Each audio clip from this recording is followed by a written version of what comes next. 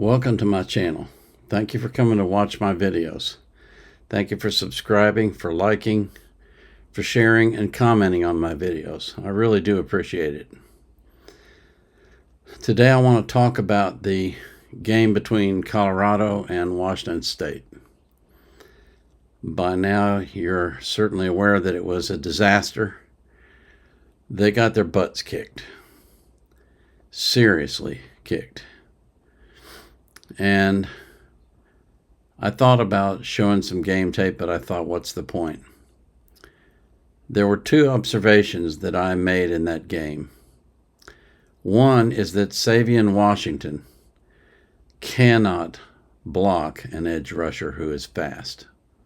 He just doesn't have the speed. He doesn't have the skill set. It's apparent to me that there was a reason why he wasn't playing at Washington, and it's because he's not that good. And he displayed all of his lack of skill in this game, allowing Shedeur to get sacked several times to the point where he was taken out of the game because he was hurt so bad.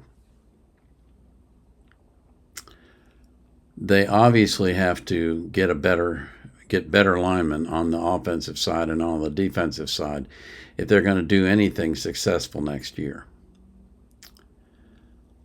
Another thing that I noticed was that a lot of the, what do I call them? Saturday morning or Sunday morning quarterbacks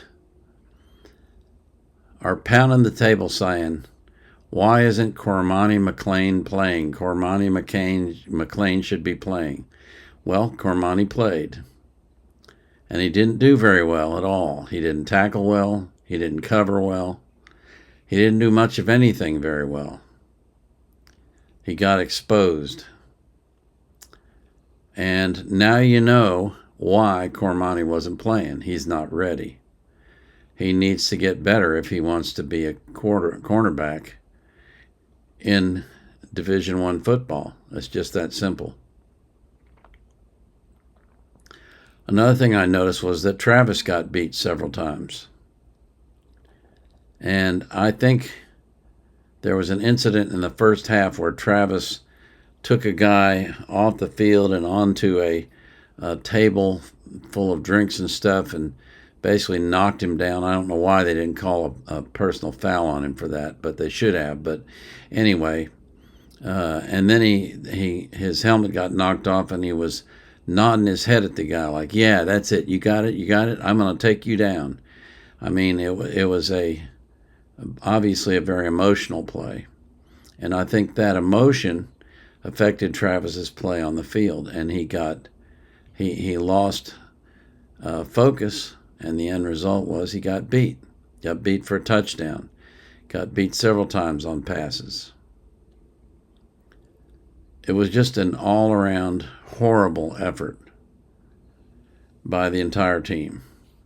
Special teams, defense, offense, nobody played very well. And then I come across this. This is on Cavassier Smoke's Twitter channel. And I can't find that post on his channel, so he obviously realized he shouldn't have said it and he deleted it. But On3 took a screenshot of it. And this is what Cavassier Smoke wrote. And this looks like after the game. Simple fact, bruh. We could have went undefeated this year. Well, simple fact, bruh. There's no way you were ever going to be undefeated. You were never going to beat Oregon. That's for dang sure. And some of those other teams you weren't going to beat either. You could have had a better record. That's for sure. But there was no way you were ever going to be undefeated. So the fact that you think that shows that you're a little bit screwed up in the head. He says, too much selfish ball going on. Man, can't win that way. Got to play with it and win as a team.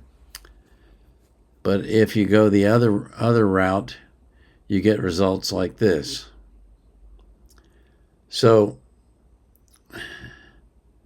I think you see the reason why Cavasio Smoke hasn't been playing as well. He's not a team player. He's blaming other people for the failures. He's blaming the coaches. He's blaming the scheme. He's blaming everything but himself for not being on the field. So, and I don't, excuse me, I don't think he's the only one. I think there's some others that are thinking the same kind of thoughts. And they'll be gone next year. Cavasio will be gone because he'll be out of school, but I would not be at all surprised if he doesn't get drafted for the NFL, because he's clearly shown that he's not a team player. And there's some other guys that I think are not going to get drafted. One of them is Shane Coates. Shane Coates was projected to be a 5th-round pick last year when he graduated from Dartmouth. But he decided that he could increase his draft stock, improve his draft stock, by coming and spending a year at Colorado under Prime. And he hasn't done that. He's been almost non-existent. He has 0 sacks. Very few tackles, one of the lowest tackle counts on the team. He ruined himself. And I don't know if he'll get drafted or not. Maybe he will, because he does have some skill. But he's obviously a player who's going to have to be developed if he's going to play in the NFL. And who knows whether anybody's willing to take that task on.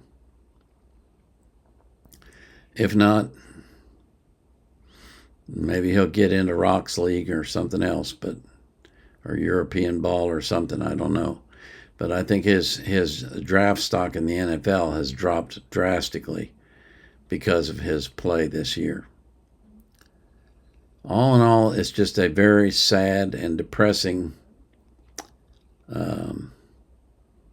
game. I'm not going to say a lack of effort, because there were still guys playing hard at the end of the game, but a lack of focus for sure, and a lack of desire, a lack of willingness to put it all on the line to win. I don't understand how the offensive line on this team can get bullied so badly and not respond. How they can't take it personally and say, I'm not going to let this happen again.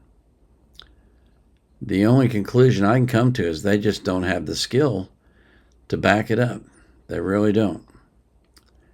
And that makes Cavasier's claim about them going undefeated even more laughable. Because with the lines they have, the offensive and defensive lines that they do have some good players, but they don't have a full complement of good players on either line. And with those lines, they were never going to be undefeated. That's just not going to happen. Yeah, they could have beaten Stanford if they'd have kept their heads in the game. They could have beaten Arizona if they'd played better. But, ifs don't get you to the solution. I fully expect them to get trounced by Utah next week, because what this team has shown me is their heart's not in it. And that means that they're not going to win, period. So it's on to next year. Hopefully they can get some players in the portal and through recruiting, get them in there and start coaching them up and get them playing well on both lines, because that's what they need. They're not going to be successful without better line play. I mean, I don't care how good the cornerbacks are. If you can't get to the quarterback, every quarterback that I've ever seen that's decent is going to pick you apart if he can stand back there and just throw the ball wherever he wants. Sooner or later, your pass receivers are going to break loose. So they got to improve both lines. Hopefully they'll be able to do that. And then next year will be a better year. I'm not going to make any predictions about how much better, because it depends on who they get what kind of players they are. As always, I pray that you'll be abundant, that you'll live a long life, and that you'll be healthy, and that God will keep you safe. I pray that He'll do the same for every person that you love. And I pray that you'll be anxious for nothing, but in all things through prayer and supplication, with thanksgiving, you'll let your requests be made known to God. And the peace that passes all understanding will keep your heart and mind in Christ Jesus. This is the Vietnam Era Vet, out.